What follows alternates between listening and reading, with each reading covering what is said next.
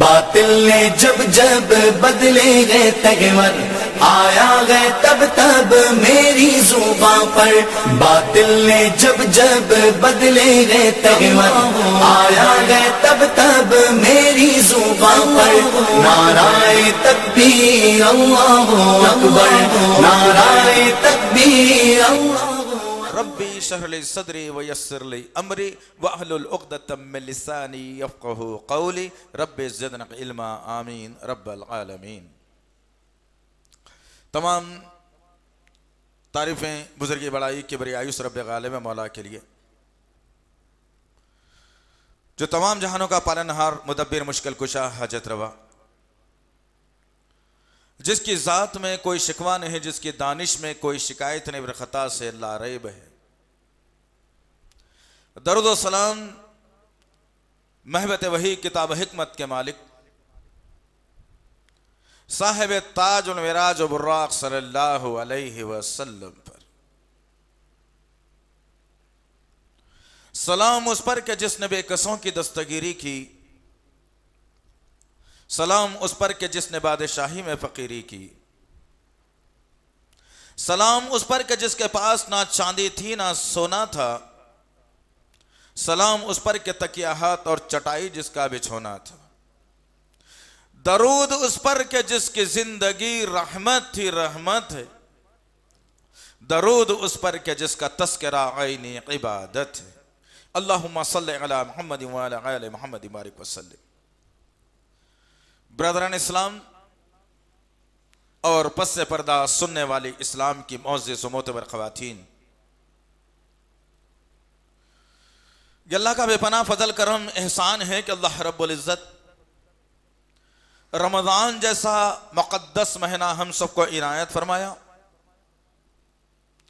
और अल्लाह का एहसान है कि अल्लाह ताला इस महीने में कुरान को पढ़ने और सुनने और समझने की तौफीक से हमें नवाजा। अल्लाह का एहसान है कि अल्लाह रब्बुल इज़्ज़त ईमान के वाले घराने में पैदा फरमाया। अल्लाह का एहसान है कि अल्लाह रब्बुल इज़्ज़त ने एक किताब कलामुल्लाह कुरान मजीद हमें नसीहत के लिए इनायत फरमाई। ब्रदर इस्लाम, इंशाअल्लाहुल अज़ीज़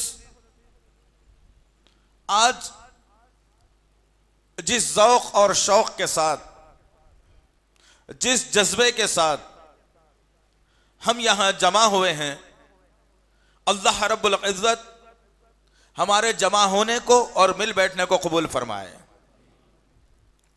ऐज़ान मोहतरम, आज इंशाअल्लाह ताला जिस उन्वान पर हम खिताब करने जा रहे हैं, वो उन्वान आप तक पहुंच ही चुका है कि बदर का मैदान और आज का मुसलमान। इंशाअल्लाहुल अज़ीज़ इस उन्वान पर हमारा खिताब होगा। इसलिए इन महफिलों को मुनक़िद करने की नौबत आ रही है कि मुस्लिम उम्मा अपनी तारीख को भूल चुका है, अपने असलाफ के कारनामों को भूल चुका है। इस्लाम के लिए जिन लोगों ने कुर्बानियां दी उन शख्सियतों को भूल चुका है। इसे बस याद रहा तो आज की दुनिया में चलते फिरते जो हालात हो रहे हैं, इसे यही याद रहे। लेकिन जो हमारे असलाफ ने इस इस्लाम को बचाने के लिए जो कुर्बानियां दी, जो जानों का दांव पर लगाया, अपने माल से, अपने जान से, अपने नफ्सों से जो कुर्बानियां पेश की, उन कुर्बानियों को मैंने और आपने आज फरामोश कर दिया। बहुत सारे मुसलमान मुआशरे में ऐसे हैं जिनको पता ही नहीं कि 17 रमजान मुबारक को क्या कारनामा हुआ था। बहुत सारे मुसलमान ऐसे हैं जो जानते तो हैं लेकिन जज्बा खत्म हो गया। बहुत सारे मुसलमान ऐसे हैं, अरे जब हुआ था भाई अब क्या करना, बोलो अस्तगफिरुल्लाह रब्बी मिन कुल्लि ज़ंबिन व अतूबु इलैह। ये तारीखें, ये वाक़यात हमारे पास कुरान से लेकर हदीस तक भरी पड़ी हैं।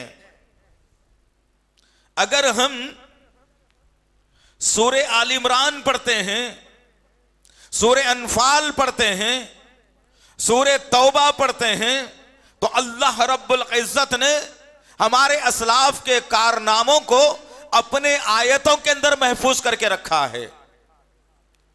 शदीद जरूरत इस बात की है मेरे और आपकी कि हम कुरान को पढ़ना छोड़ दिए, कुरान को समझना छोड़ दिए। कुरान को पढ़ते हैं तो अपने मतलब के लिए, कुरान को समझते हैं तो अपने मतलब के लिए। ये जब हालात हमारे अंदर पैदा हुए तो हमारे जहनों से कुरानी आयतों की, वो हमारे असलाफ की तारीख खत्म होने लगी। जो अहादीस अल्लाह के नबी सल्लल्लाहु अलैहि वसल्लम ने अपने असलाफ, अपने सहाबा के बारे में मुनाकिब सहाबा के उन्वान से बुखारी में हदीसें मौजूद हैं, वो हदीसें हमारी नजरों से ओझल हो गई। हमने उन हदीसों को भुला बैठा तो हमारे सहाबा के कारनामे हमारे जहनों से मिट गए। पता ही नहीं है मुसलमान को कि अल्लाह रब्बुल इज्जत का मंशा क्या था। अल्लाह रब्बुल इज्जत ने किस मंशे के तहत हमें आखिरी उम्मत बनाकर भेजा, किस मंशे के तहत मोहम्मद सल्लल्लाहु अलैहि वसल्लम का उम्मती बनाकर भेजा, किस मंशे के तहत आखिरी उम्मत बनाकर भेजा, किस मंशे के तहत उम्मत वस्ता बना करके भेजा। मैंने और आपने इन तमाम बातों को फरामोश करके रख दिया है। आज हो सकता अल्लाह नूह की उम्मत में पैदा कर देता और हम वहीं खत्म हो जाते। बनी इसराइल के किसी नबी के उम्मत में हमें पैदा कर देता, वही उम्मत सही समझकर हम अमल करते और वहीं पर खत्म हो जाते। कहीं मूसा या ईसा के कौम में पैदा कर देता अल्लाह तो हम वही सही समझते और वहीं पर खत्म हो जाते। लेकिन अल्लाह का एक मकसद है मुझे और आपको आखिरी उम्मत बनाकर दुनिया में भेजने का। इसलिए कि सूरह अहज़ाब की आयत नंबर 40 के मुताबिक अब दुनिया में कोई दूसरा नबी आने वाला नहीं है। नबूवत के सिलसिले को अल्लाह ने खत्म कर दिया है। अब वो नबूवत के काम को, नबूवत के सिलसिले को, नबूवत के तरीके को, नबी की बातों को, ये तमाम चीजों का फैलाना इस उम्मत की जिम्मेदारी बताई गई थी। लेकिन ये उम्मत बेचारी इतनी निढाल हो गई, इनको साल में एक मर्तबा, एक महीना, एक टाइम का खाना इनसे रोक दिया गया तो कमजोर होने लगे। ये हालात तो हमने पैदा कर लिए इसलिए कि जो हमारी रूह है अंदर की, वह रूह हमारी इतनी कमजोर हो गई है कि हमारे नफ्स को हम पर गालिब कर रही है। अगर हमारी रूह ताकतवर होती, हम अल्लाह का जिक्र कसरत से करते, अल्लाह से डरा करते, वो कारनामों को दोहराया करते जो हमारे साहबा ने किए थे, उनकी याद ताजा किए हुए थे, उनके कारनामों पर हमारी नजर होती तो तब पता चलता कि हम कितने बड़े जियाले हैं। अल्लाह रब्बुल इज्जत ने पूरी दुनिया के सुधार के लिए, पूरी दुनिया के बनाने के लिए, पूरी दुनिया से बुराई खत्म करने के लिए, अच्छाई को कायम करने के लिए, दुनिया पर गलबा देने के लिए, दीन इस्लाम के परचम को दुनिया के चप्पे में फैलाने के लिए, दीन इस्लाम के परचम को लहराने के लिए अल्लाह रब्बुल इज्जत ने आखिरी उम्मत बनाकर पैदा किया था। लेकिन वो एहसास मेरे और आपके सीनों से खत्म होता नजर आ रहा है। वो एहसास हम भुला बैठ रहे हैं जिसकी बुनियाद पर आज 17 रमजानुल मुबारक को हमने ये तहिया किया मशवरा के बाद कि आज इस उन्वान पर मुखातिब होते हैं आपसे, ताकि आपके अंदर जो रगों में दौड़ने वाला जो खून है, जो मांद पड़ गया है या गाढ़ा हो गया है या सुस्त रफ्तार से जो चल रहा है, इस खून की रफ्तार को थोड़ा सा बढ़ा दें। जो खून तुम्हारा गाढ़ा हो गया है इसको थोड़ा सा पतला कर दे। जो जज्बात तुम्हारे ठंडे हो गए उन जज्बात को उभार कर खड़ा कर दे। जो सोच और फिक्र तुम्हारी दुनिया की तरफ लग गई है उसको हम इस्लाम की तरफ मोड़ करके लाए, समझाएं, बताएं कि मकसद क्या है हमारा, हम कौन हैं आखिर। हम ईसा की उम्मत नहीं, हम मूसा की उम्मत नहीं, हम उस नबी की उम्मत हैं मोहम्मद सल्लल्लाहु अलैहि वसल्लम के, जिसको अल्लाह ने आखिरी नबी बनाकर मालिक के हौज़े कौसर बना दिया, रहमतुल लिल आलमीन बना दिया, शाफ़े महशर बना दिया, मुहसिन इंसानत बना दिया। उस नबी के मैं और आप उम्मती हैं। लेकिन क्या हम वो उम्मती कहलाने का हक अदा कर रहे हैं? क्या हम वो शर्फ हासिल कर रहे हैं जिससे मेरी और आपकी शान मोहम्मद सल्लल्लाहु अलैहि वसल्लम ने जो बढ़ा दी थी, क्या वो शान मेरी और आपकी आज बढ़ रही है? नहीं। अखबारात की सुर्खियां, न्यूज चैनलों पर चलने वाली न्यूज, लोगों की जबानें मुसलमानों की मुखालिफत में आ गई, मुसलमानों को तोड़ने पर आ गई, मुसलमानों से उनके इमलाक छीनने पर आ गई, मुसलमानों से उनके अकीदे तोड़ने पर आ गई, नबी से दूर करने पर आ गई, अल्लाह का खौफ जहन से निकालने पर आ गई। क्यों? इसलिए कि मैंने और आपने उस इस्लाम की कदर नहीं की जो इस्लाम की कदर के सहाबाए किराम ने की थी। इसी ज़िमन में इस शेर के साथ में अपनी गुफ्तगू को आज शुरू करने जा रहा हूं इंशाअल्लाह। अल्लामा इकबाल रहमतुल्लाह अलैह ने लिखा, सहाबा के तरफ, बदर वालों की तरफ इशारा करते हुए कहा कि वो 313 थे तो लरसता था जमाना। सोचो तुम्हारे असलाफ ने क्या कारनामे अंजाम दिए। क्या शेर है जबरदस्त। जब कभी मैं पढ़ता हूं तो एक अजीब सी कैफियत पैदा होती है। क्या हो गया नौजवान नस्ल को, औरतों को, मर्दों को, बूढ़ों को, जवानों को पता नहीं।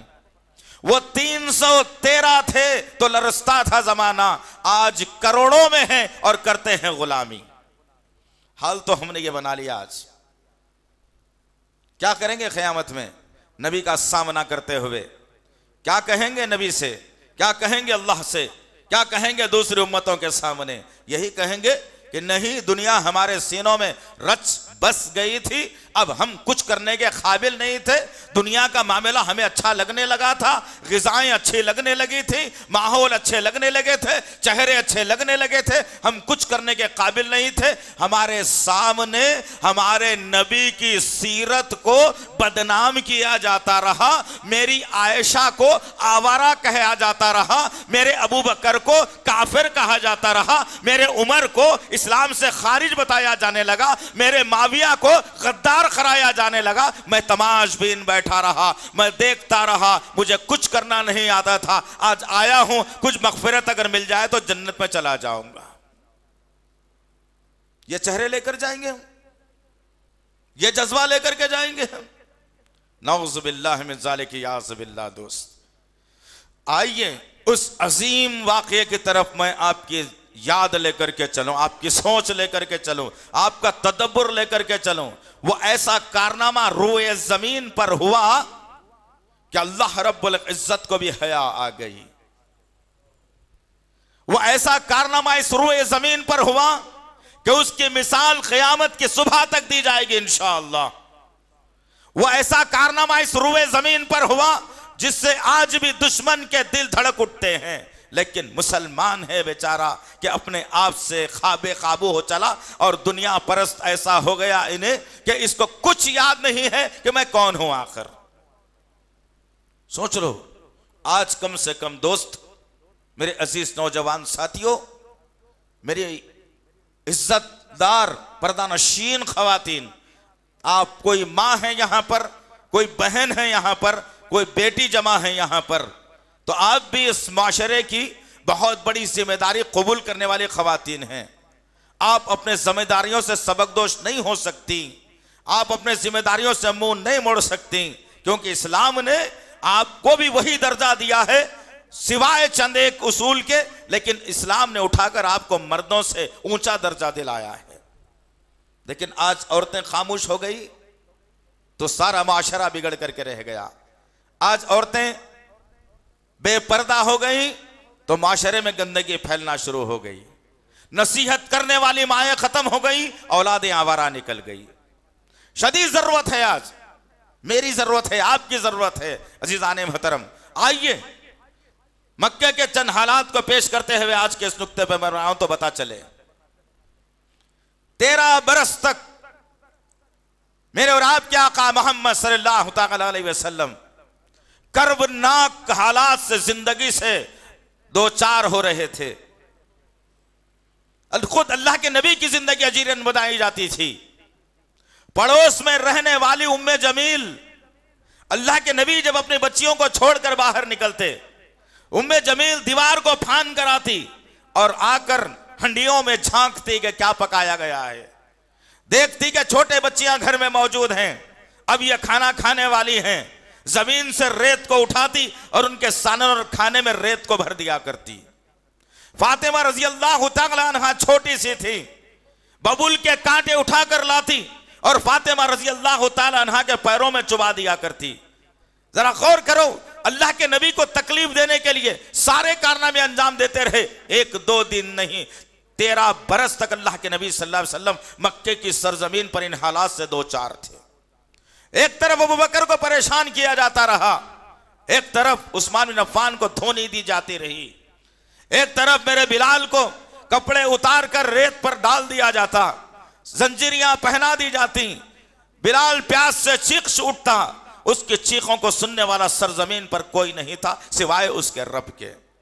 एक तरफ मुअज़्ज़ब बिन उमैर को बरहना करके भिड़ाया जाता, एक तरफ मेरी मां सुमैया को शर्मगाह के अंदर बर्छी मारकर शहीद कर दिया जाता।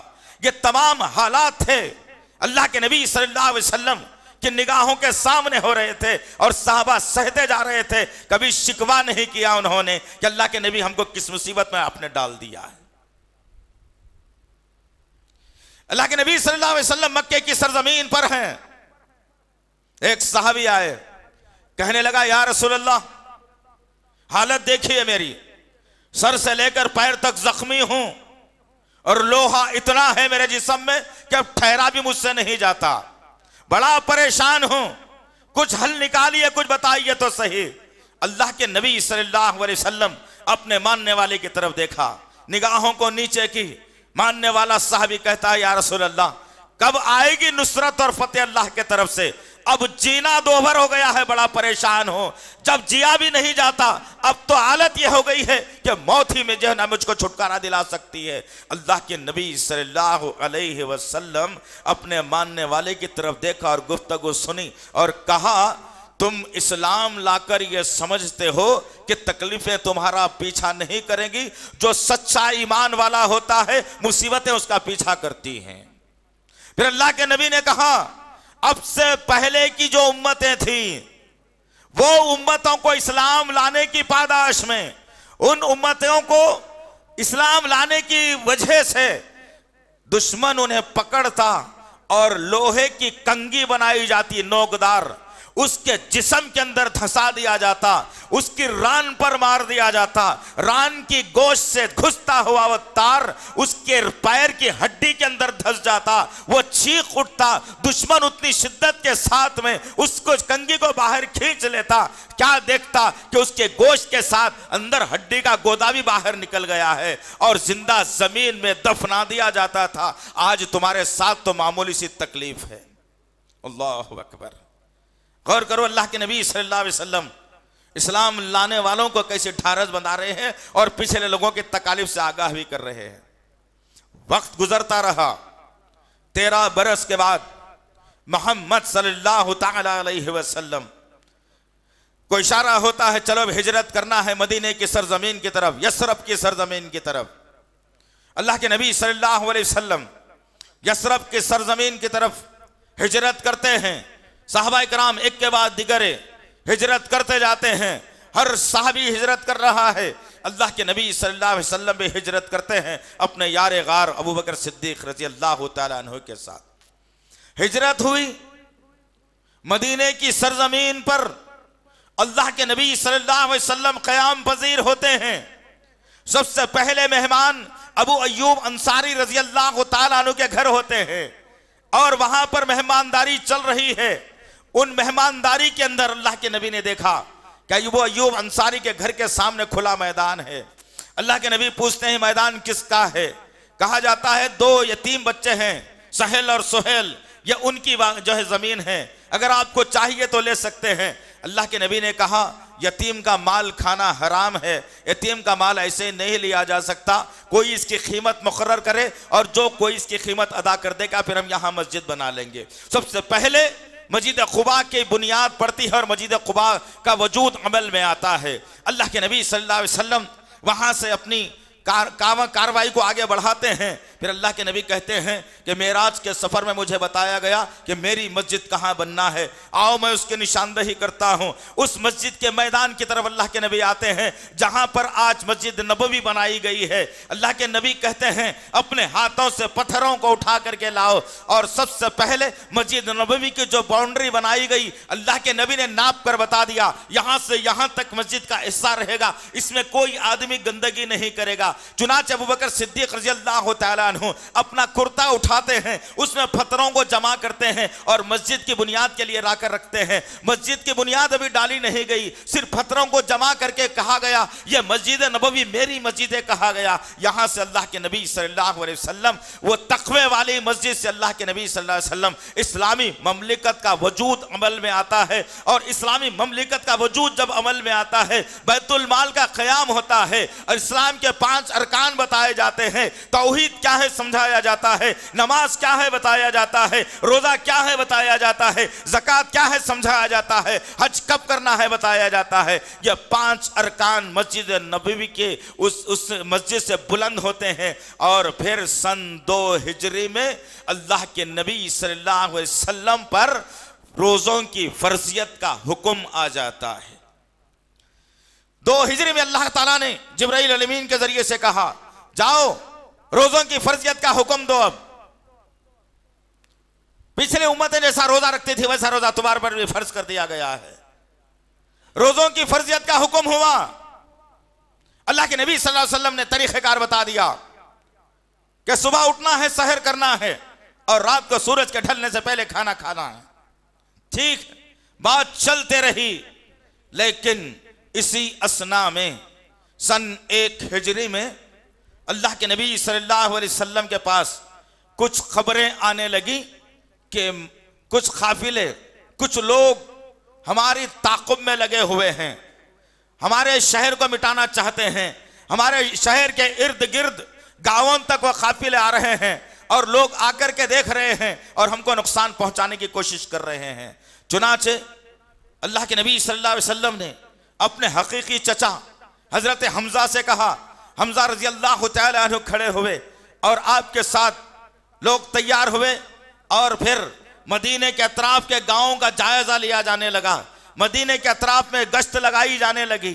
देखा गया कि कुछ काफिले हैं जो यहां आकर के हमारी सरजमीन पर काबिज होना चाहते हैं और हमको नुकसान पहुंचाना चाहते हैं। इसलिए कि मक्के वालों ने यह सोच रखा था कि हम इनको बेघर करके निकाल दिए, इनको कोई जगह नहीं देना, लेकिन यसरब वालों ने इन्हें जगह दे दी, हम इन्हें वहां से भी बेघर करके निकाल देंगे। दुश्मन की एक प्रोग्रामिंग थी। लेकिन जब हजरत हमजा ने गश्त लगाना शुरू कर दिया तो दुश्मन सामने से देखकर अबू जहल के पास न्यूज़ पहुंचाता है और कहता है कि नहीं, मदीने वाले होशियार हैं और हथियार के साथ गश्त कर रहे हैं, उनका मुकाबला करना नामुमकिन सी बात है, हम कुछ दिन के लिए रुक जाते हैं। जब रुक गए, कुछ वक्फा गुजरता है, फिर अल्लाह के नबी को मालूम होता है कि फिर से कोई काफिला है, फिर से कोई लोग है, गिरोह है जो हमारा ताक़ुब कर रहा है, हमको जानने की कोशिश कर रहा है। अल्लाह के नबी सल्लल्लाहु अलैहि वसल्लम दूसरा काफिला तैयार करते हैं और दूसरा काफिला जाता है और तमाम तर हालात का जायजा लेकर अल्लाह के नबी को न्यूज़ पहुंचाता है कि हाँ, कुछ लोग हैं जो हमारा ताक़ुब कर रहे हैं, इनकी सरकोबी हमें करनी चाहिए, इनको रोकना चाहिए। अल्लाह के नबी सल्लल्लाहु अलैहि वसल्लम एक जत्थे को तैयार करते हैं और कहते हैं कि अतराफ में मदीने के गश्त लगाया करो, रोज तुम्हारी नौकरी यही है, तुम जाना और मदीने के अतराफ में गश्त करना, जो कोई नया आदमी दिखे उससे गिरफ्तार करना। अल्लाह के नबी सल्लल्लाहु अलैहि वसल्लम के हुक्म पर वो जत्था निकलता है और मदीने के अतराफ में गश्त लगाना शुरू कर देता है। यही हालात चल रहे थे।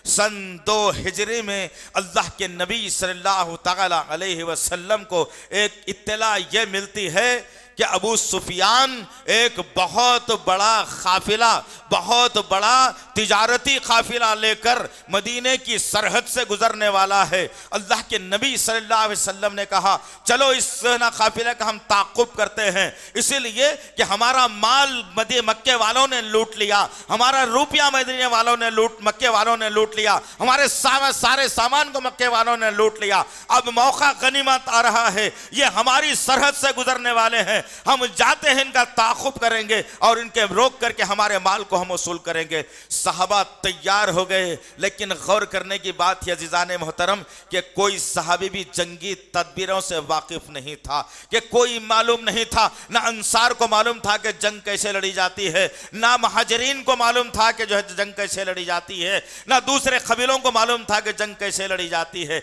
अल्लाह के नबी ने कहा चलो उठते हैं और काफिलों को रोकने के लिए निकलते हैं। अल्लाह के नबी सल्लल्लाहु तआला अलैहि वसल्लम के साथ कुल 314 लोग थे जो काफिले का ताक़ुब करने के लिए निकले थे। और मदीने से काफिला निकलता है, अल्लाह के नबी सल्लल्लाहु अलैहि वसल्लम अपने साथियों को लेकर आगे बढ़ते हैं। बढ़ते बढ़ते आगे आते हैं जहां एक मुकाम जो बदर का कहा गया है, वो मुकाम के पास अल्लाह के नबी आए और वहां पर पड़ाव को डाल दिया और काफिले का इंतजार करने लगे। मालूम यह हुआ कि काफिला हमारे आने से पहले ही निकल चुका है। अल्लाह के नबी सल्लल्लाहु अलैहि वसल्लम पड़ाव डालकर रुके रहे और इंतजार करने लगे, लेकिन इत्तला मिली कि काफिला निकल चुका है। अबू सुफियान अपने काफिले को लेकर आगे चल पड़ा था।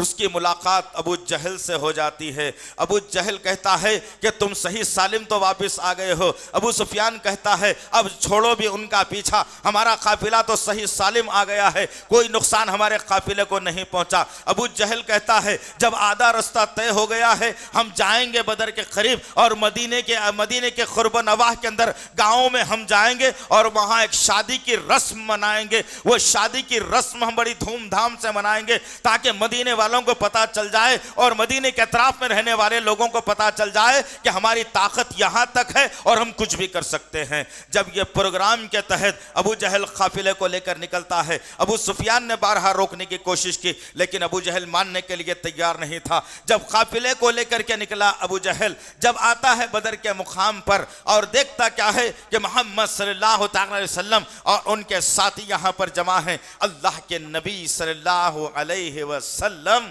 उस काफिले को देखते हैं जो 1000 से ज्यादा का लश्कर है। ऊंटों और घोड़ों की तादाद है, ऊंट और घोड़े की तादाद के साथ साथ तलवार बड़ी जबरदस्त है, जंगी सामान पूरा है, ज़रा पहने हुए वो कौम है। लेकिन पलट कर अल्लाह के नबी सल्लल्लाहु अलैहि वसल्लम ने सहाबाए कराम को देखा और कहा कि ऐ मेरे साथियों, तुम निहत्ते आए हो, तुम कमजोर हो, तुम्हारे हाथ तलवार भी नहीं है, तुम्हारे पास बर्छी भी नहीं है, तुम्हारे पास तीर कमान भी नहीं है, खाने के लिए तुम्हारे पास बराबर खाना भी नहीं है। मैं तुमसे एक मशवरा करता हूं, आओ उस मशवरे के तहत हम काम करते हैं। अल्लाह के नबी सल्लल्लाहु अलैहि वसल्लम ने उस अंसार और मुहाजिरीन के लोगों को जमा किया और फिर बदर का जो मुकाम है वहां एक ऊंचा टीला जहां अल्लाह के नबी सल्लल्लाहु अलैहि वसल्लम के लिए एक मचान बनाई गई थी। अल्लाह के नबी सल्लल्लाहु अलैहि वसल्लम उस मचान के नीचे सहाबा किराम को लेकर बैठे और पूछने लगे अब क्या इरादा है? दुश्मन तो चला गया, एक दुश्मन हाथ आया है, अगर तुम लोग सही समझते हो और मेरा भी इरादा है कि अब इनसे हम मुकाबले के लिए तैयार हो जाएंगे ताकि इन्हें पता चल जाए कि हमारी भी ताकत कुछ कम नहीं है। सहाबा किराम अल्लाह के नबी के मशवरे को सुनते रहे। अल्लाह के नबी सल्लल्लाहु अलैहि वसल्लम ने जब अपनी बात को खत्म करते हैं और पूछते हैं कि कहीं मेरी ये बात तुम्हें नागवार ना गुजर जाए, कहीं ऐसा ना हो कि तुम रास्ते में मुझे बुरे हाल में छोड़कर चले जाओ, कहीं मुझे तुम बेघर घर के चले जाओ।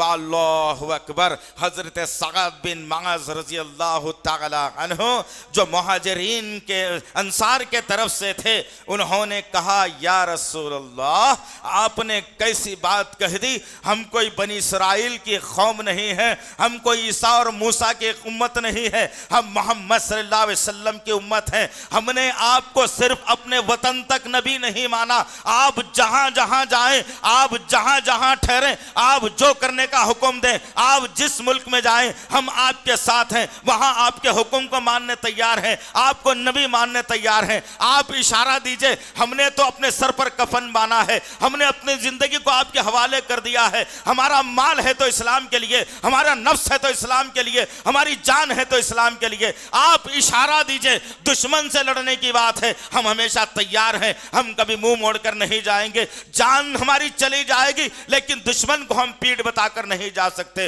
अल्लाह अकबर। वो सहाबा किराम थे दोस्त, जिन्होंने नबी का साथ देने के लिए ऐसे जुमले कह के अल्लाह के नबी सल्लल्लाहु अलैहि वसल्लम पर ऐसी ढारस बना दी, अल्लाह के नबी का चेहरा तमतमाने लगा। खुशी से सरशार मेरे नबी खड़े होते हैं सहाबा के दरमियान में और कहते हैं, तुम्हारी इन बातों ने तुम्हारे नबी के दिल को जीत लिया है। अब मैं अल्लाह से दुआ करता हूं कि अल्लाह रब्बुल इज्जत मेरी दुआ को कबूल फरमा ले। सहाबा किराम को कहते हैं, जरा तुम हट जाना। अल्लाह के नबी सल्लल्लाहु अलैहि वसल्लम मचान में अकेले चले जाते हैं और 2 रकात नमाज अदा करते हैं।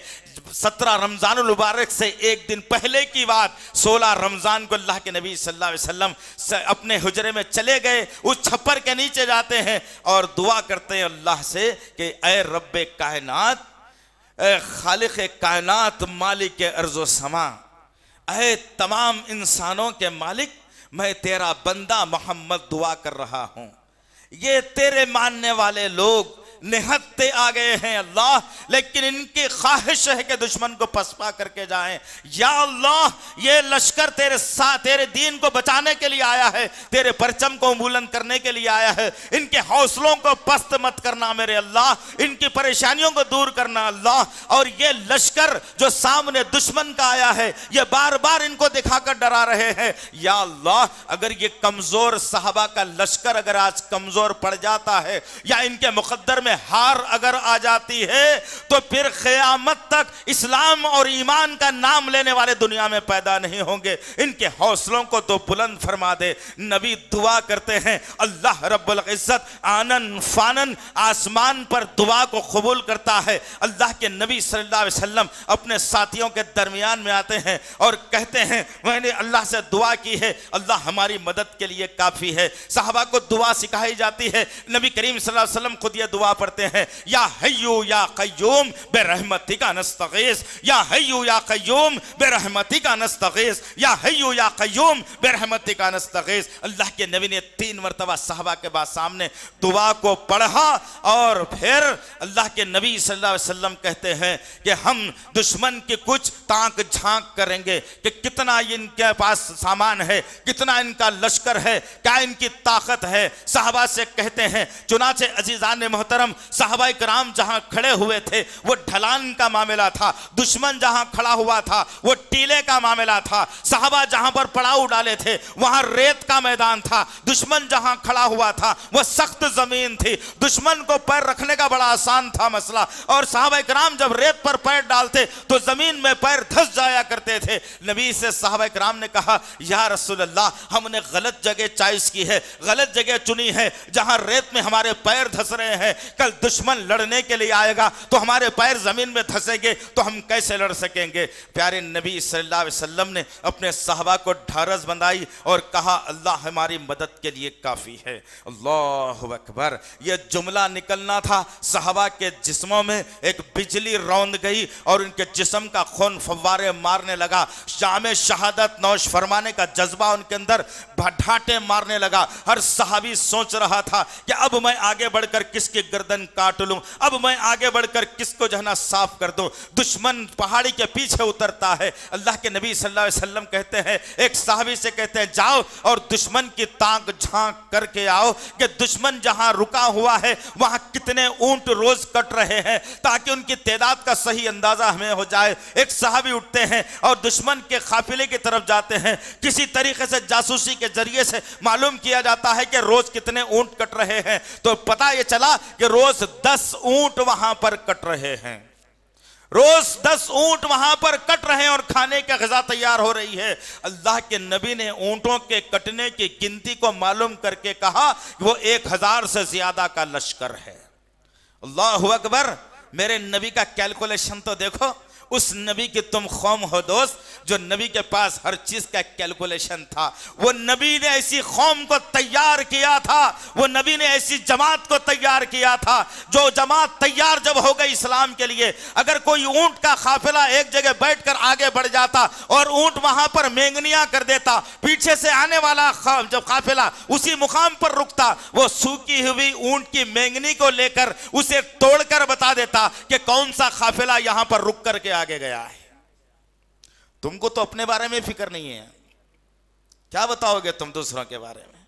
मेरे नबी ने इतना प्यारा जहन दे करके गए, इतनी प्यारी बसारत दे करके नबी गए थे, लेकिन आज मेरी और आपकी जिंदगी क्या मैंने और आपने बना ली।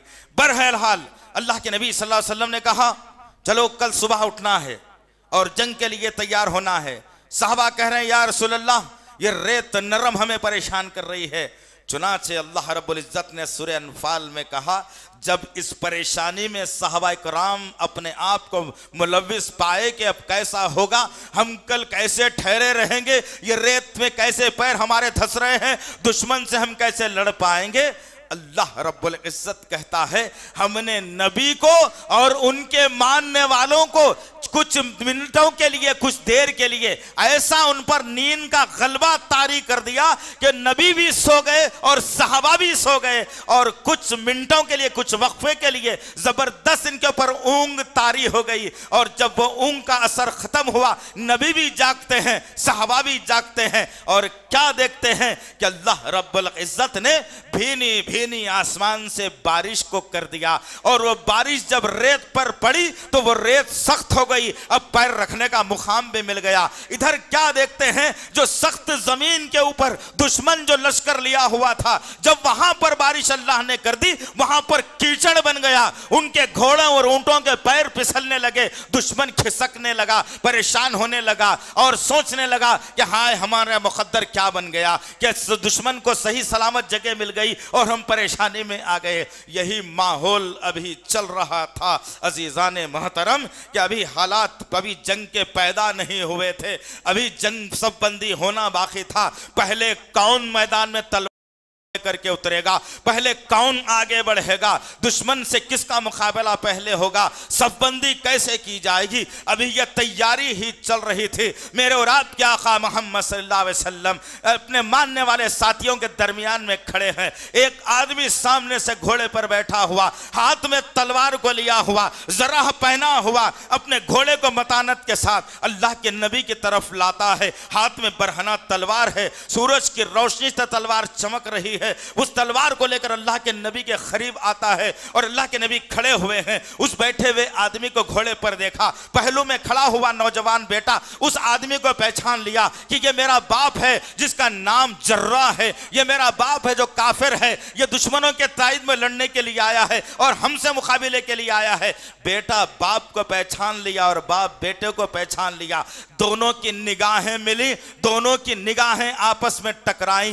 बेटा बाप को देखा और बाप बेटे को देखा, बेटा अपने नबी को देख रहा है, ये नबी क्या हुक्म देंगे, बाप का काम तमाम कर दूंगा। चुनाचे वो बाप अपने घोड़े को पलटाते हुए तकब्बुराना अंदाज में अल्लाह के नबी सल्लल्लाहु अलैहि वसल्लम की तरफ देखता है और खंकार कर जमीन पर थूक देता है। जब थूक कर घोड़ा बढ़ाकर आगे जाता है, मेरे और आपके आका मोहम्मद सल्लल्लाहु अलैहि वसल्लम को इतना बुरा लगा उसका थूकना कि अल्लाह के नबी की आंखों में लुलु व मरजान से ज्यादा आंसू आना शुरू हो गए, आंखें डबडबाने लगी। नौजवान बेटा देखा, अपने हाथ को आगे बढ़ाया, नबी की आंखों के सामने कर दिया। नबी की आंखों से दो निकलने वाले आंसू बेटे की जो है ना अपने मानने वाले के हथेले में आते हैं, उन हथेली में आंसुओं को लेता है, नबी से कहता है या रसूल अल्लाह, इन आंसुओं को हमने जमीन पर गिरने के लिए इस्लाम नहीं लाए, इन आंसुओं को जमीन में डालने के लिए ईमान नहीं लाए, ये तो हमारा मुकद्दर है। अपने माथे पर मसल लेता है और अपने हाथ में जो तलवार थी लेता है और बाप का पीछा करता है, बाप के करीब वो जाता है और घोड़े के सामने अपने कदमों को डालकर बड़ी ताकत के साथ घोड़े के दो पैरों को पकड़कर घोड़े को जब लुढ़का देता है, बाप धड़म से नीचे गिरता है। आनन फानन वो जवान बेटा बाप के सर को पकड़ता है, तलवार को उठाया और गर्दन पर तलवार मारी, धड़ और सर दोनों जुदा हो गए।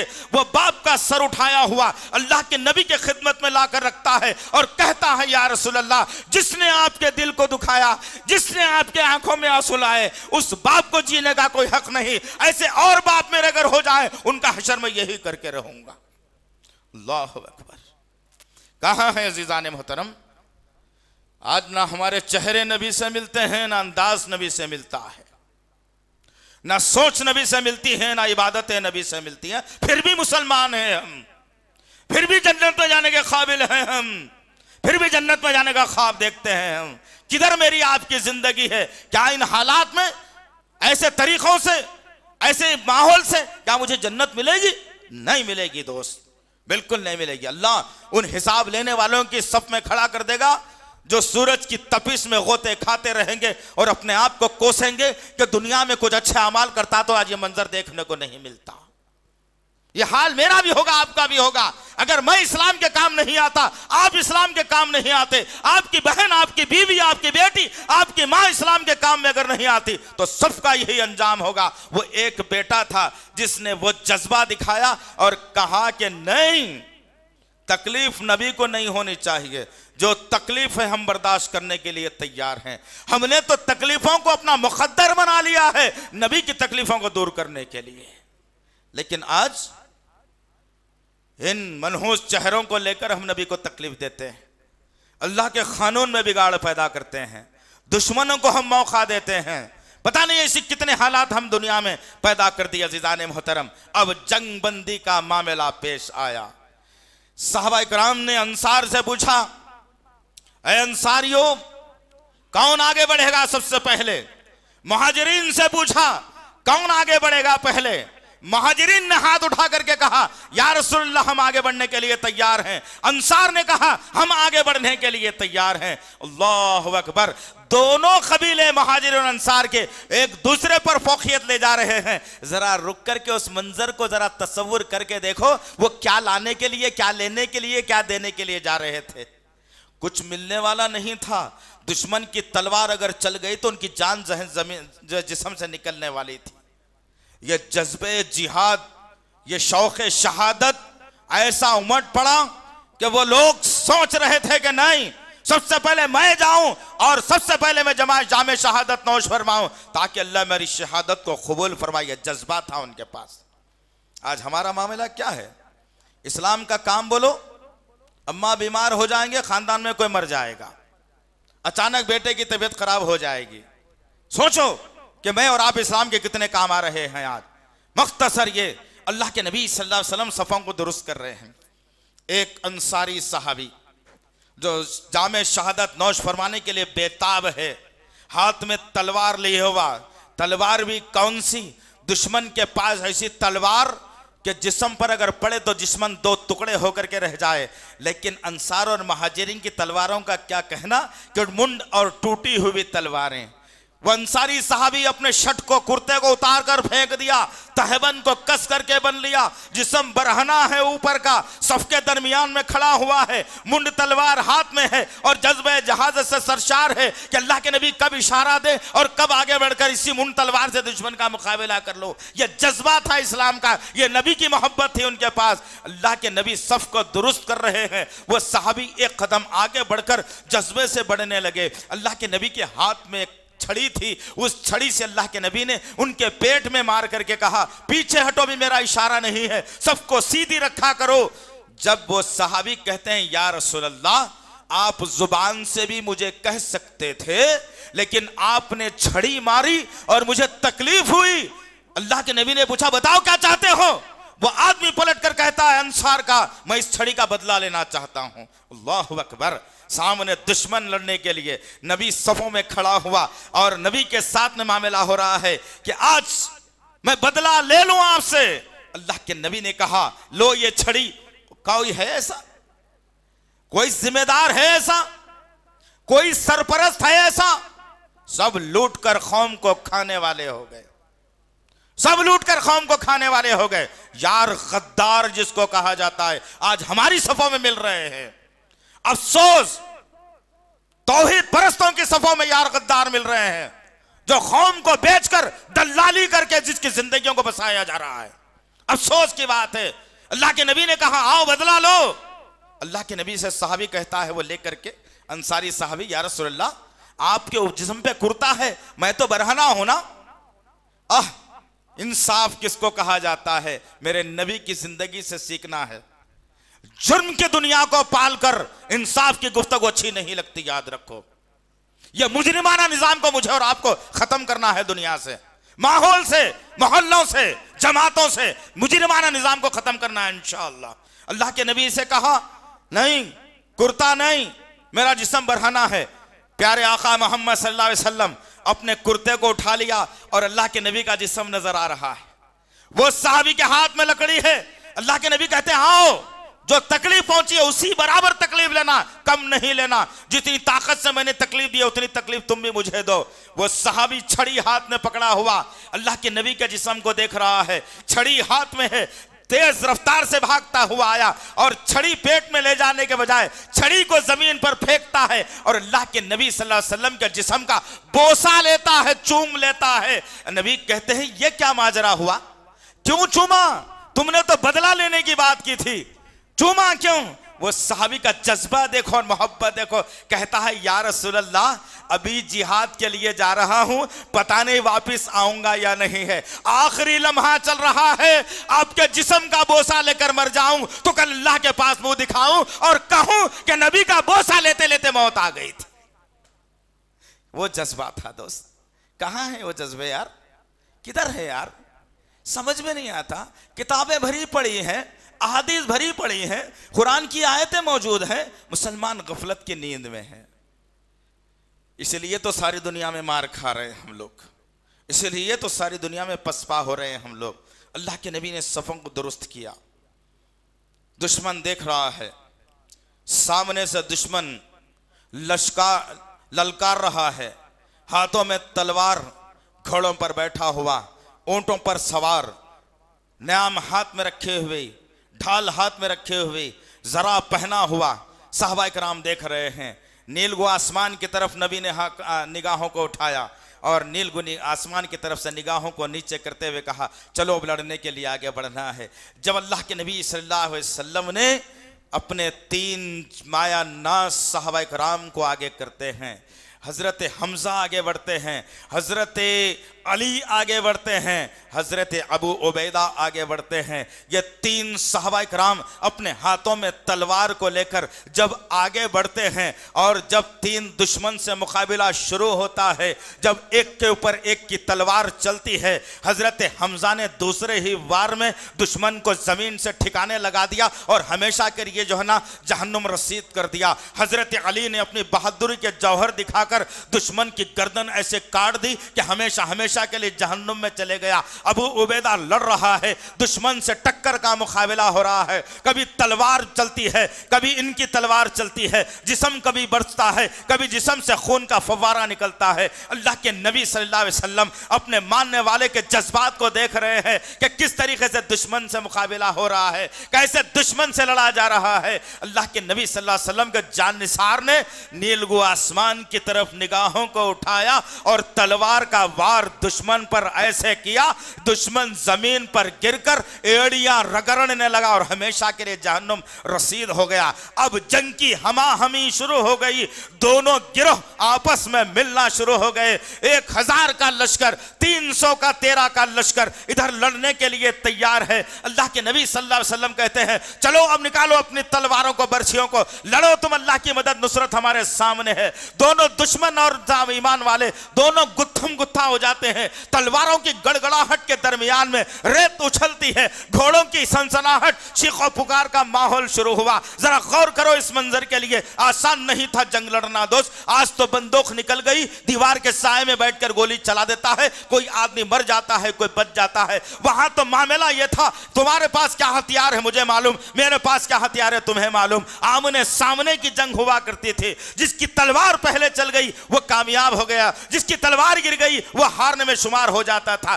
गुत्थम गुत्था हुआ, जंग चलने लगी। एक अंसार का नौजवान पहलू में नबी के खड़ा हुआ, देख रहा है और मंजर को देख रहा है कि कैसी जंग हो रही है, कैसे सहाबा लड़ रहे हैं, अल्हम्दुलिल्लाह किस तरीके का माहौल बनाया जा रहा है। सुभान अल्लाह बिहम्दिही सुभान अल्लाहिल अज़ीम। ये सहाबी अपने गोद में खजूरों को डाला हुआ खाते जा रहा है, मंजर को देख रहा है। अल्लाह के प्यारे नबी सल्लल्लाहु अलैहि वसल्लम आगे और कहने लगे, ए अंसारी सहाबी ये क्या कर रहे हो? वो कहा कि मैं देख रहा हूं जंग कैसे हो रही है। या रसूल अल्लाह, मैं जंग में जाना चाहता हूं और जामे शहादत नौश फरमाना चाहता हूं, क्या मेरा मुकद्दर जन्नत बनेगा? अल्लाह के नबी सल्लल्लाहु अलैहि वसल्लम ने कहा, शहीद का खतरा खून जमीन पर गिरने से पहले अल्लाह उसका मुकद्दर जन्नत में बना देता है। ये साहबी रसूल फिर भी खजूर खाते रहे। जहन में आया खजूर तो बहुत हैं, जंग का वक्त कम है, जन्नत में जाने के लिए 2 कदम है। अपने खजूरों को जमीन पर फेंक दिया और तलवार को लिया, मैदान जंग में घुस पड़े और दुश्मन की ऐसे ईंट से ईंट बजा दी कि दुश्मन देख करके घेरे में ले लिया और उन पर ऐसी तलवारों की बारिश कर दी, वो साहबी जामे शहादत नौश फरमा लिया। अल्लाह को प्यारा हो गया। अब जंग चल रही है, अबू जहल लड़ रहा है, तमाम सब लड़ रहे हैं। एक तरफ हमजा की तलवार चल रही है, एक तरफ जुबैर बिन अव्वाम की तलवार चल रही है, एक तरफ अली का जो है गड़गड़ाहट चल रहा है। हर तरफ से हम मैदान का खून के फव्वारे जमीन पर गिर रहे हैं, लाशें जमीन पर गिर रहे हैं। इन माहौल के अंदर अल्लाह के नबी सल्लल्लाहु अलैहि वसल्लम अपने जान निसारान को देख रहे हैं। लड़ते लड़ते हजरत हमजा जब अल्लाह के नबी के पहलू में आए तो 2 मासूम से बच्चे, जिनकी उम्रों के बारे में 10 से 12 साल लिखी गई तारीख के अंदर, उन बच्चों ने देखा। हजरत हमजा से पूछते हैं, ए चचा जान, जंग तो बड़ी गहरी चल रही है, इस जंग के अंदर अबू जहल कौन है बता दो। लोग अबू हमजा रज़ी अल्लाह तआला ने पूछते हैं, ए मासूम बच्चों, तुम अबू जहल के बारे में क्यों जानना चाहते हो? उन मासूमों ने कहा, ए मेरी माँ बहनों, औलाद की तरबियत अगर तुम करना चाहती हो, इन बच्चों जैसे करो जिसने वो हाल जंग का तब्दील कर दिया। और उन बच्चों के अंदर जज्बे जिहाद और शहादत कैसा है, जरा गौर करके देखो। उन बच्चों ने पूछा कि अबू जहल जो बदमाश किस्म का आदमी है, हमारे नबी को गालियां देता है, हमने सुना है मेरे नबी को बुरा बोलता है, हमने सुना है हमारे नबी की मुखालिफत में करता है। अरे चचा जान, जरा बताओ तो सही कौन है ये अबू जहल? अल्लाहु अकबर। अबू जहल के सर पर हमेशा एक पर लगा हुआ होता था, चूंकि मुशरिकान मक्का का उन्हें सरदार था, वो सरदार होने के नाते एक पर लगा हुआ होता था। घोड़े पर बैठा हुआ अबू जहल आगे बढ़ता है और फिर हमजा रज़ी अल्लाह तआला अन्हु कहते हैं, मेरे मासूम बच्चों, ये जो पर लगाया हुआ आदमी आ रहा है, ये है अबू जहल, ये है अबू जहल। अल्लाहु अकबर।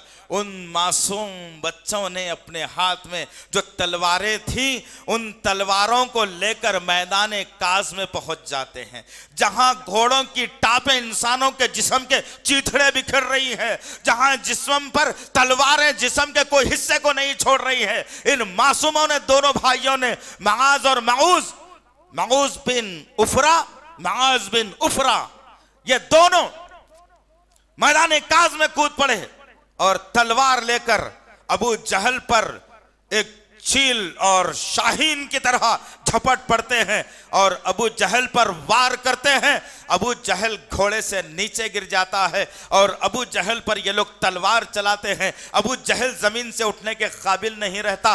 पीछे से देखने वाला इनका अबू जहल का बेटा इकरमा बिन अबू जहल देखता है कि ये लोग मेरे बाप को बच्चे मार रहे हैं। वह आगे बढ़ता है और मास जो बच्चा था, जो तलवार चला रहा था, उसके जो तलवार वाला हाथ था, उस पर जोरदार वार तलवार से करता है। मोहंडे पर इकरमा बिन अबू जहल की जो तलवार चली मास के खांदे के ऊपर, खांदे से हाथ कट गया, तलवार जमीन पर गिरी।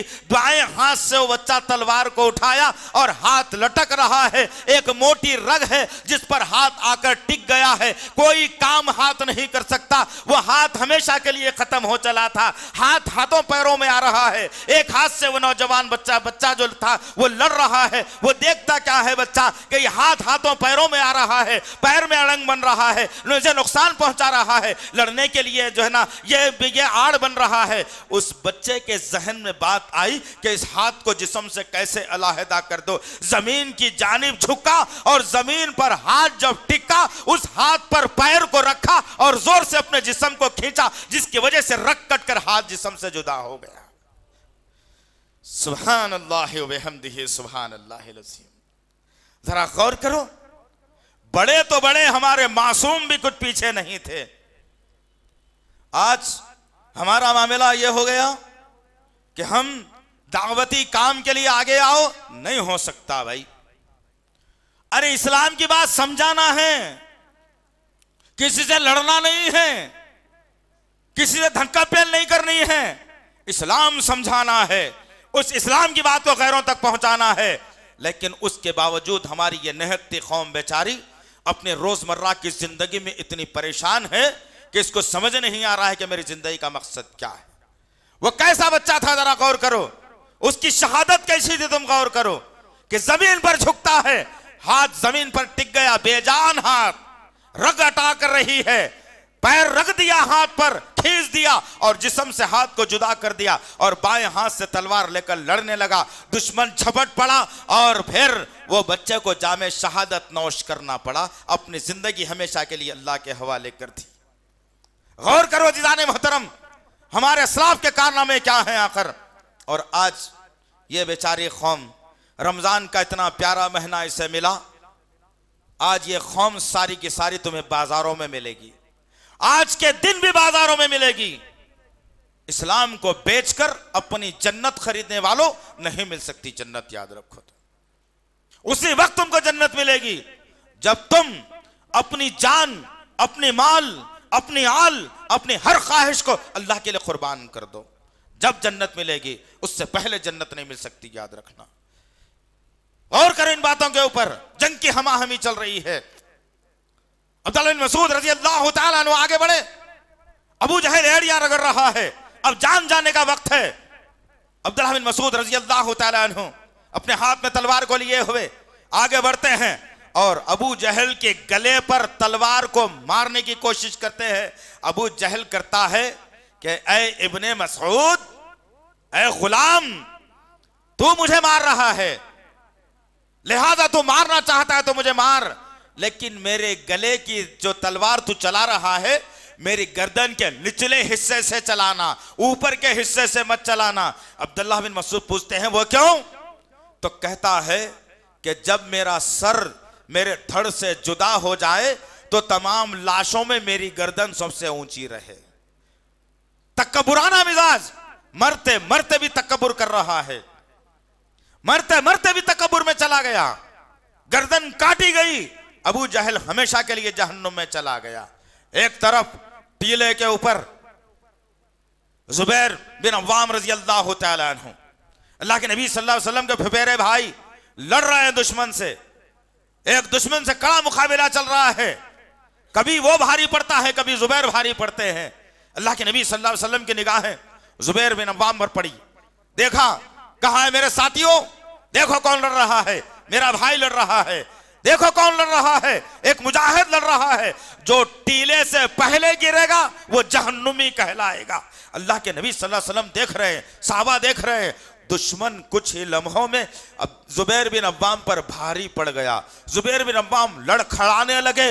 अब हुबैस साख्ता उस पहाड़ की चोटी से जुबैर बिन अव्वाम नीचे गिरने वाले हैं। साहबा ने कहा या रसूल अल्लाह, देखो आपका भाई नीचे गिरने वाला, आपने क्या कह दिया? जो गिर गया वो जहन्नुमी है। अल्लाह के नबी मुस्कुराते हैं और नीलगो आसमान की तरफ निगाह करते हैं, देखते हैं और फिर अपने भाई की तरफ देखते हैं। जुबैर बिन अव्वाम तलवार को ऐसी जोर से दुश्मन पर मारता है, वो टीले से दुश्मन लुढ़कता हुआ जमीन पर आकर गिरता है। नबी का चेहरा मुस्कुराहट में तब्दील होता है। अल्लाह के नबी कहते हैं अल्लाह रब्बुल इज्जत ने मुझे बता दिया था कि जुबैर बच जाएगा, दुश्मन जहन्नुम में जाएगा। मैंने इसीलिए तो ये अल्फाज कहे थे। जब जंग की हमाहमी बढ़ी, दुश्मन सारे का सारा तितर बितर होने लगा और फिर दुश्मन मुसलमानों को काटने के लिए अपनी तलवारें नामों से निकालकर जब मैदान जिहाद गर्म हो गया, ऐसे माहौल के अंदर सहाबा इकराम कुछ बिखरने लगे। अल्लाह के नबी सल्लल्लाहु अलैहि वसल्लम ने उस मंजर को देखा कि जिब्राइल अलैहिस्सलाम आसमान से उतर रहे हैं और 1000 फरिश्तों का लश्कर इनके साथ में मौजूद है। वो लश्कर जमीन पर आता है, सहाबा इकराम जो लड़खड़ा रहे थे उनकी ढारस बनी जाती है, और दुश्मन जो था वो जिसकी ताकत बढ़ रही थी, अब देखने में क्या आ रहा है कि इधर सहाबी रसूल अभी तलवार उठाकर दुश्मन को मारना चाहता है, उससे पहले उसका हाथ कटकर जमीन पर गिर जाता है। कहीं गर्दन पर तलवार चलाने की कोशिश होती है, उससे पहले उसकी गर्दन कटकर जमीन पर गिर जाती है। अल्लाह रब्बुल इज्जत उन फरिश्तों से सहाबा इकराम की और नबी की इस्लाम की मदद फरमाई, ईमान वालों की मदद फरमाई, और अल्लाह ताला ने बदर के मुकाम पर सहाबा इकराम को बहुत बड़ी कामयाबी से हमकिनार किया। यह पहली इस्लाम की कामयाबी थी।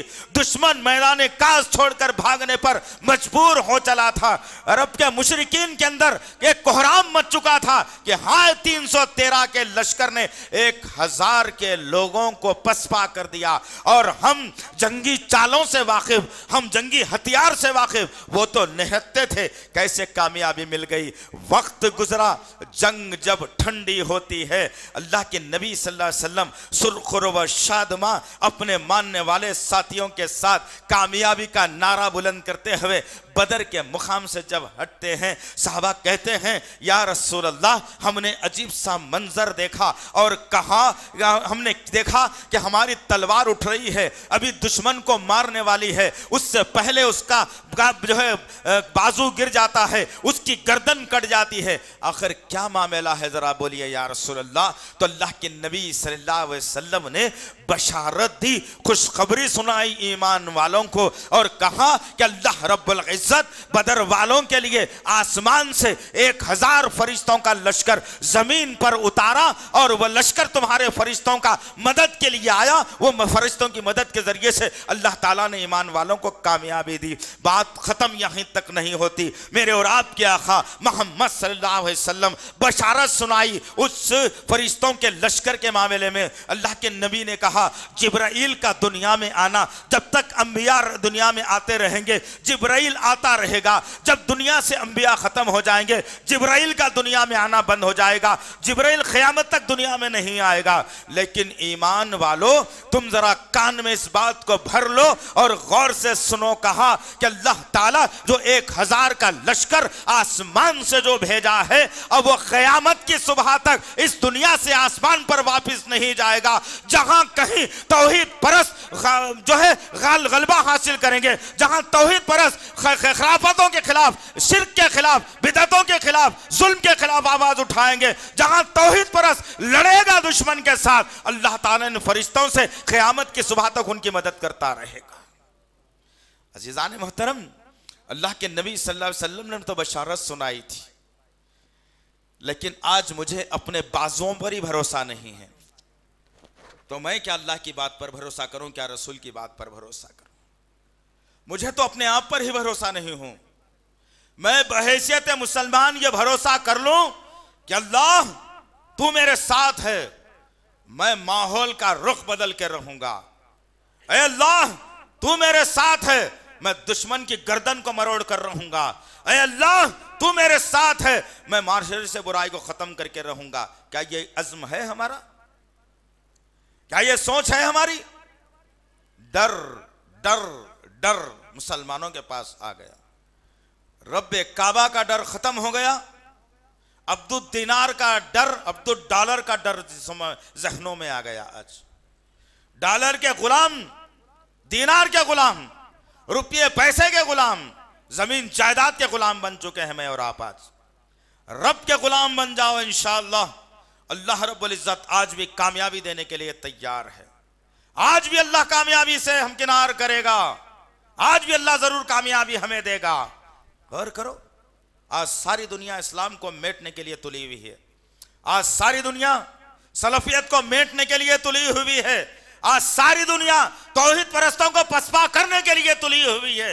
लेकिन याद रखना इस बात को, दुनिया को सबक पढ़ा दो, दुनिया को समझा दो, दुनिया को बता दो, दुनिया को यह चैलेंज दे दो कि अभी हम तौहीद परस्त इस सरजमीन पर मौजूद है, कोई हमारा बाल बांका नहीं कर सकता इंशाअल्लाह। कोई तागुती ताकत हमको पसपा नहीं कर सकती इंशाअल्लाह ताला। तौहीद की अमानत सीनों में है हमारे, आसान नहीं मिटाना नामो निशान हमारा इंशाअल्लाह।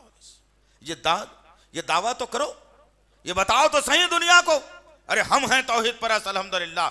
लेकिन अफसोस के साथ कहना पड़ता है, ये दीनार और डॉलर के गुलाम लोग जो कौम को बेवकूफ बनाकर अपनी दुनिया को रंगीन करने वाले, अपनी जबान से तौहीद का नारा बुलंद करके माशरे के अंदर अफरा तफरी फैलाने वाले, ऐसे लोग आज दागदार पैदा हो गए, आज दागदार पैदा हो गए। उनका ताक़ुब भी हम करेंगे इंशाअल्लाह।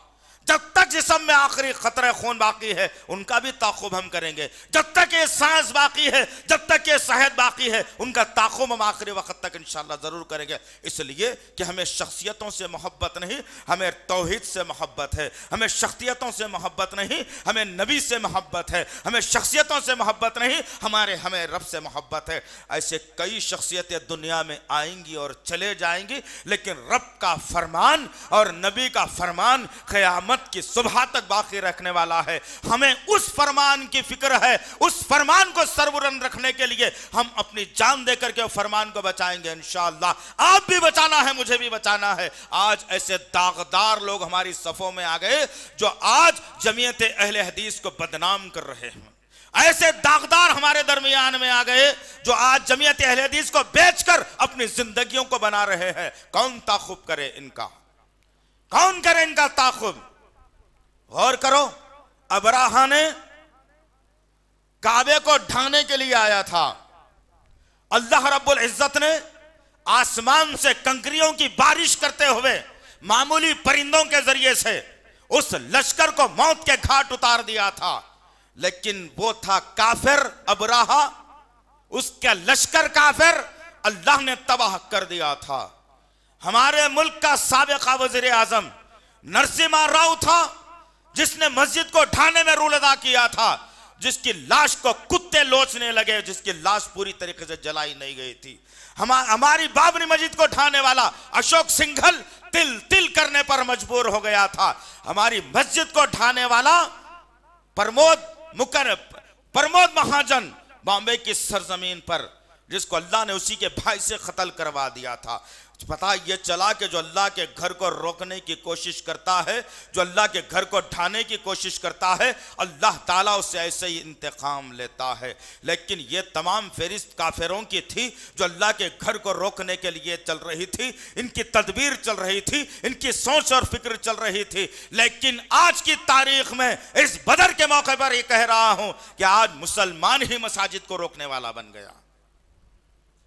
आज मुसलमान ही तौहीद परस्त मस्जिद को बनने से रोकने वाला, रुकावट पैदा करने वाला बन गया। और इंशाअल्लाह हम देखेंगे, हमको अल्लाह बताएगा कि अल्लाह रब्बुल इज्जत ऐसे जालिमों से ऐसा इंतकाम लेगा, जैसा अबराहा का लश्कर तबाह हुआ, जैसा नरसिम्हा राव के कुत्तों ने लोच करके खाया, वही हशर इन जालिमों के खिलाफ होगा जो अल्लाह के घर को रोकने के लिए तागूती ताकगोदों में बैठ करके, पुलिस को रिश्वत दे करके, बिदअतियों के साथ जमा होकर के, बिल्कुल मकबरों के साथ में करके एक मस्जिद के काम को रोकने की कोशिश कर रहे हैं। हम इनका ताक़ुब करेंगे इंशाअल्लाह अज़ीज़। आज बदर के दिन ये शकील अहमद ऐलान करता है कि तुमको जब तक कैफिर किरदार तक नहीं पहुंचा दो, मैं अपने जिंदगी का मकसद बना लिया हूं इंशाअल्लाह।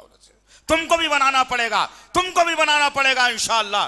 जुल्म का पंजा मरोड़ने के लिए बदर में सहाबा किराम ने जमा हुए थे और अल्हम्दुलिल्लाह उन्होंने पीठ नहीं दिखाई थी, बल्कि उन्होंने इत्तेहाद का मुजाहरा करते हुए दुश्मन को पसपा कर दिया था। लेकिन आज मुझे और आपको बाहर के दुश्मन को बाद में पसपा करना है, पहले हमारे सफों के दुश्मनों को पसपा करना है इंशाअल्लाह। गर्ज कहने का मकसद यह अजीज़ान मोहतरम कि जब सुरखुर व शादमा जंग खत्म हुई, जब जंग खत्म हुई 80 कैदी बनाए गए लोग, 80 लोगों को कैदी बनाया गया और कैदी बनाकर अल्लाह के नबी सल्लल्लाहु अलैहि वसल्लम ने साहबा से मशवरा किया, क्या किया जाए, इनका छोड़ दिया जाए या जिजिया लिया जाए, कोई टैक्स लिया जाए। साहबा ने मशवरा दिया, हाँ कोई है जो जिजिया या टैक्स देकर के छूटना चाहता है तो उसे छोड़ दिया जाए। कुछ लोग थे जिनके पास माल था वह दिए और अपने आप को कैद से आजाद कराना शुरू कर दिए, लेकिन जिसके पास माल नहीं था उन लोगों को कैदी बना दिया गया, कैद खाने में लाकर रख दिया गया, एक दूसरे से रस्सियों को बांधकर थमों से बांध दिया गया। अल्लाह के नबी सल्लल्लाहु अलैहि वसल्लम उन्हीं लोगों में से एक आदमी को पहचानते थे जो नबी के चचा थे, जो ईमान लाने का अभी खुलकर इजहार नहीं किए थे, हजरत अब्बास रजी अल्लाह तआला। हजरत अब्बास की कराहट, हजरत अब्बास की तकलीफ अल्लाह के नबी सल्लल्लाहु अलैहि वसल्लम कानों में सुन रहे हैं। अल्लाह के नबी सल्लल्लाहु अलैहि वसल्लम, रात का समा हो गया, सोने के बजाय, थकन थी सोने के बजाय, अल्लाह के नबी सल्लल्लाहु अलैहि वसल्लम टहल रहे हैं। सहाबा किराम आकर पूछते हैं, या रसूलल्लाह माजरा क्या है, नींद नहीं आ रही है, माजरा क्या है, कोई तकलीफ, कोई परेशानी, कोई खदशा लाहक हो तो बता देना। अल्लाह के नबी ने कहा, नहीं, ये जो आवाज करहाने की आ रही है आवाज मुझे परेशान कर रही है। अल्लाहु अकबर। जब सहाबा देखते हैं कि एक शख्स की आवाज अल्लाह के नबी को परेशान कर रही है, जाते हैं और उनकी रस्सियों को ढीली कर देते हैं, उनको आजाद करते हैं। जब वो आवाज आना बंद हो जाती है, अल्लाह के नबी सल्लल्लाहु ताला अलैहि वसल्लम पूछते हैं, क्या बात है, वो आवाज नहीं आ रही अभी, क्या हो गया है, खैर तो है? साहबा कहते हैं, नहीं, हम उनकी रस्सियों को ढीली कर दिए हैं। अल्लाह के नबी सल्लल्लाहु अलैहि वसल्लम ने कहा, बाकी कैदियों के साथ क्या मामला किया? बोला, वैसे ही बंधे हुए हैं, उनकी रस्सियों को ढीली कर दिया जिससे आपको तकलीफ हो रही है। अल्लाह के प्यारे नबी मुहस्सिन इंसानियत, इस वाक़े को सुनने के बाद सारी दुनिया के लिए एक चैलेंज बन जाओ दोस्त कि मेरा नबी दहशतगर्द नहीं था, मेरा नबी किसी को तकलीफ देने वाला नहीं था, मेरा नबी दूसरों की तकलीफ देखकर अपने आप को तकलीफ दे महसूस करता था, मेरा नबी किसी की भूख को देखकर खुद भूखा महसूस करता था और खुद नहीं खाकर लोगों को खिलाने वाला था। जब अल्लाह के नबी ने कैदी के साथ देखा कि उनकी रस्सियों को ढीला कर दिया गया और आवाज बंद हो गई, अल्लाह के नबी ने पूछ लिया, क्या माजरा है बताओ? तो बताया गया कि नहीं, इनकी रस्सियों को हमने ढीली कर दिया है। चुनांचे अल्लाह के नबी ने कहा, जब उनकी रस्सियों को ढीली कर दिया गया, तमाम कैदियों की रस्सियों को भी खोल दिया जाए। अल्लाहु अकबर। सबको आजादी दो। जब सबकी रस्सियां खोल दी गई, अल्लाह के नबी आए और पूछने लगे, तुम में से कोई तालीम याफ्ता लोग हैं, पढ़े लिखे लोग हैं? कहा कि हाँ, हम पढ़े लिखे हैं, हम पढ़े लिखे हैं, हम पढ़े लिखे हैं। अल्लाह के नबी सल्लल्लाहु अलैहि वसल्लम ने इन लोगों को जमा किया और कहा, तुम जो हमारे पास अनपढ़ लोग हैं, जो पढ़े लिखे नहीं हैं, जो बच्चे पढ़े लिखे नहीं हैं, तुम्हारा जिजिया यही है कि तुम उन लोगों को तालीम याफ्ता बनाकर यहां से चले जाना। अल्लाहु अकबर।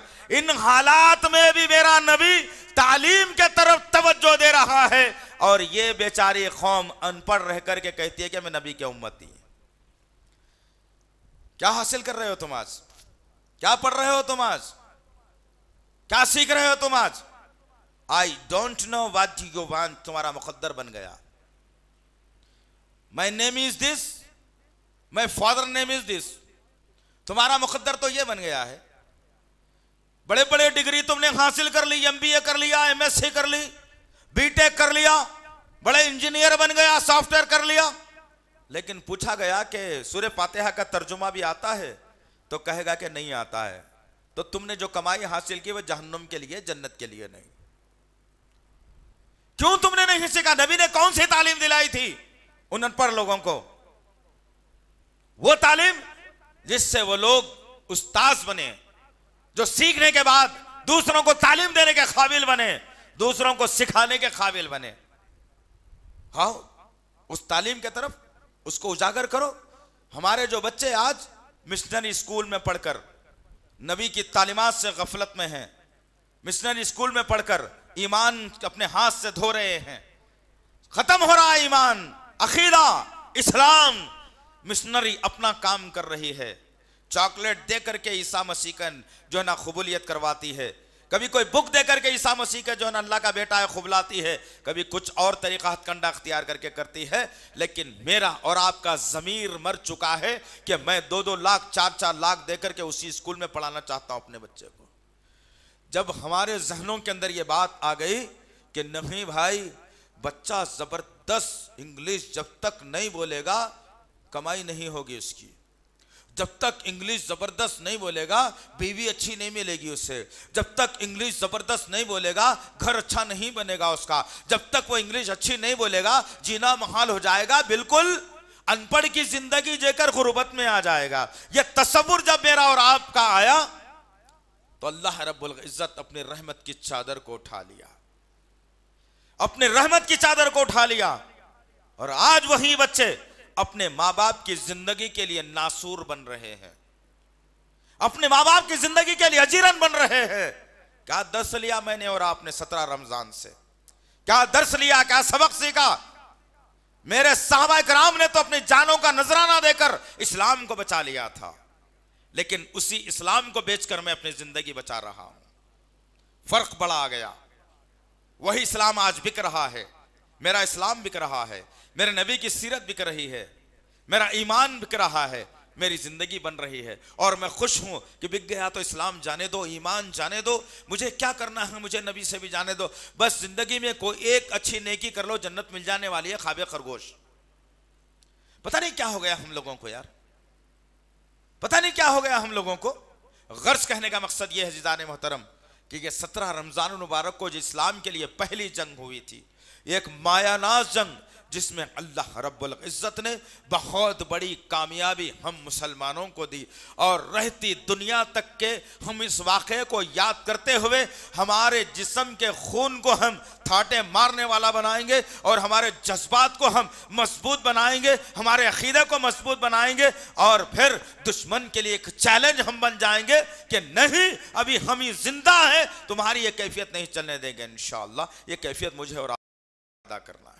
लेकिन क्या होगा दोस्त, इन हालात में किस नौजवान से कहा जाए कि तुम नौजवान इस्लाम का एक सिपाही है? किस नौजवान से कहा जाए, किस मां से कहा जाए कि तुम्हारे अंदर अम्मा आयशा की सीरत नजर आती है, बीबी सुमैया का जज्बा नजर आता है?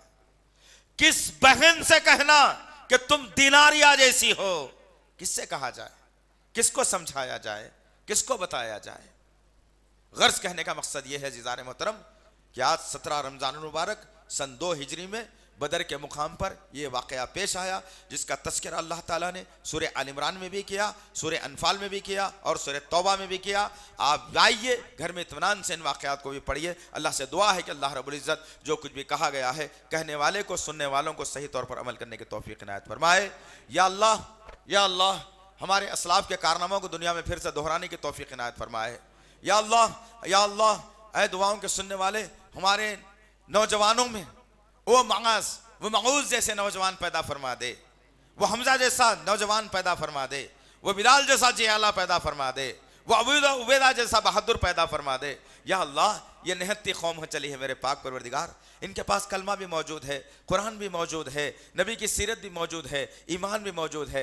कुछ दुनियावी हालात ने हमारे इन नौजवानों को राह रास्त से भटका दिया है। अल्लाह ऐ मेरे गफूरुर रहीम, इनके सीनों से तो दुनिया की मोहब्बत को कम करके इस्लाम की मोहब्बत इनके सीनों में भर दे, ताकि वो जियाले बन सकें और इस्लाम को बचा सकें मेरे पाक परवरदिगार। या अल्लाह हमारे अंदर ऐसी माओं को पैदा फरमा जो अपने नौजवानों की तरबियत इस्लामी तरीके से कर सके। अल्लाह हमारे ऐसी बहनों को पैदा फरमा जो अपने भाइयों को बहादुर बना सके। अल्लाह हमारे अंदर ऐसी बीवियों को पैदा फरमा जो अपने शहरों की ढारस बना सके मेरे पाक परवरदिगार। ऐ मेरे गफूरुर रहीम, बहादुरों की जरूरत है मेरे अल्लाह, हम निहत्ते कमजोर हो गए हैं, हमारे अंदर से बहादुरों को पैदा फरमाए अल्लाह, हमारे अंदर से बहादुरों को पैदा फरमाए अल्लाह, हमारे अंदर से बहादुरों को पैदा फरमा मेरे अल्लाह।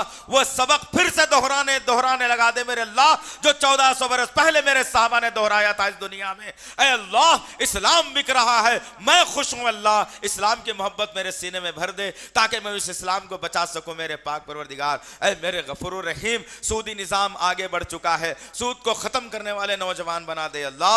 ऐ मेरे अल्लाह, आज जहेज की वजह से बहुत सारे नौजवान लड़कियां तड़प तड़प कर जिंदगी गुजार रहे हैं, उनके माँ बाप बीमारियों का शिकार हो रहे हैं, उनके माँ बाप को हार्ट अटैक हो रहा है, उनके माँ बाप परेशान हैं और सोच रहे हैं कि हमारी बच्ची को कौन उठा कर ले जाएगा। वो बच्ची उनके सामने पैदा होकर जवान हुई, अरमान और ख्वाहिशात दम तोड़ते रहे और वो बच्ची के सर में बाल सफेद होते रहे और कोई जियाला आगे बढ़कर उसका हाथ नहीं थामा। फरमा और माँ बाप उस लड़की को देख देख कर इस दुनिया से कूच कर गए। ऐ अल्लाह, इन हालात के पैदा होने से पहले हमारे नौजवानों को गैरतमंद नौजवान बना दे, हमारे नौजवानों को गैरतमंद नौजवान बनाकर बगैर जहेज के जोड़े घोड़े के निकाह करने वाले नौजवान बना दे। ऐ मेरे अल्लाह, हमारे नौजवानों को दीन का सिपाही बना दे। ऐ अल्लाह, एक मुजाहिद बना दे। अल्लाह, दी इस्लाम और दीन को बचाने वाला बना दे मेरे पाक परवरदिगार। ऐ मेरे गफूर रहीम, दुनिया में जहां कहीं मुसलमान परेशान हाल हैं, उनकी परेशानियों को दूर फरमा मेरे पाक परवरदिगार।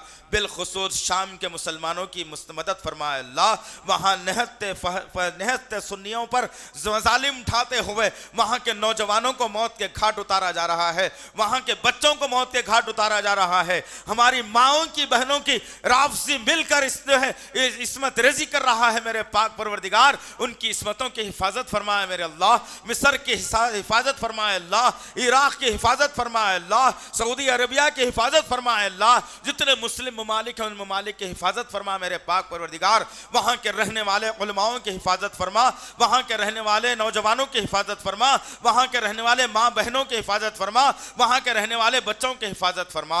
ऐ मेरे गफूर रहीम, यह मुल्क हिंदुस्तान एक अमन का गहवारा है मेरे पाक परवरदिगार।